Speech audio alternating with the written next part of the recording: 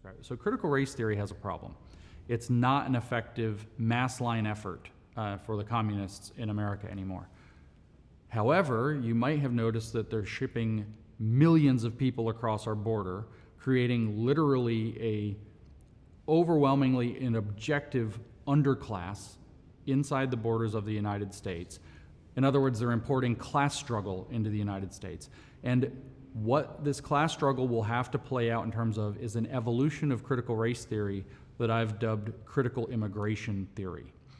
The idea of critical immigration theory is that national citizenship is in fact an oppressive construct.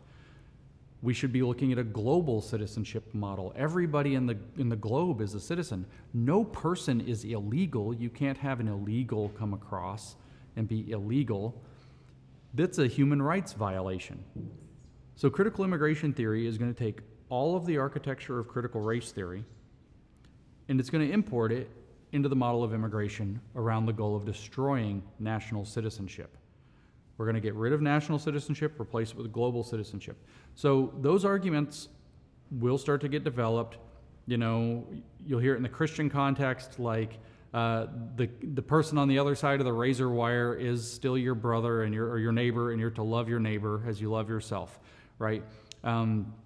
You'll hear these kinds of manipulations. In fact, those kinds of manipulations of the Christians were the first pushes into a critical immigration theory. But what you're also going to start to hear is that we have millions of people here and it's a crisis, and national citizenship is keeping them from being able to have a full, fulfilling life. So we have to grant them national citizenship, or we have to give them handouts, or we have to let them vote, or whatever. There's all these people here, they have no representation because they can't vote, blah, blah, blah. Because national citizenship is the problem that's keeping them out. And we've really already moved on as a society to a more global view of citizenship. This is a human rights issue. Every human has a right. We hear that with the refugee status arguments. Every human being has a human right to claim refugee status and flee a war. No one is illegal. No person is illegal. Fine, they're criminals. It's criminal aliens, if you don't like the word illegal. But that's a linguistic trick. The idea with the target of critical immigration theory is going to be national citizenship as a concept, which will be held out as an oppressive construct that keeps immigrants oppressed, and national citizens naturally become their oppressors. And the system itself, not the immigration system, but the system of national laws and national sovereignty is the system that now has to be abolished because it's an oppressive construct that keeps these people in suffering and in misery. The way that critical race theory developed was in the academic world and into the legal institution and the educational institution primarily, but it wasn't a big thing. It was a thing, but not a big thing until George Floyd died. George Floyd was like, imagine it's like they spread flammable materials and lighter fluid all over the ground, and they're spraying the lighter fluid everywhere, and then George Floyd's the match that drops in and causes it to blow up. Building out critical race theory and the arguments of critical race theory and showing video after video of racism or police violence, accusing Trump of being racist, accusing everybody who didn't vote for Obama of being racist, actually finding racists that they pushed to a very prominent role in the media to create this idea that America was a fundamentally racist country. That's spreading fuel. George Floyd landing was the match, and all of a sudden, in 8 months, our country reorganized itself around a Marxist theory called critical race theory as a result. So what will happen in the case of critical immigration theory is similar. They're going to seed the entire environment. There will be lots of arguments about global citizenship, human rights.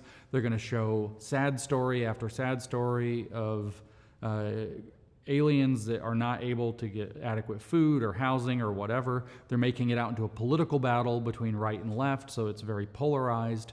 And then what's going to happen sooner or later is there will be a massive tragedy of some kind.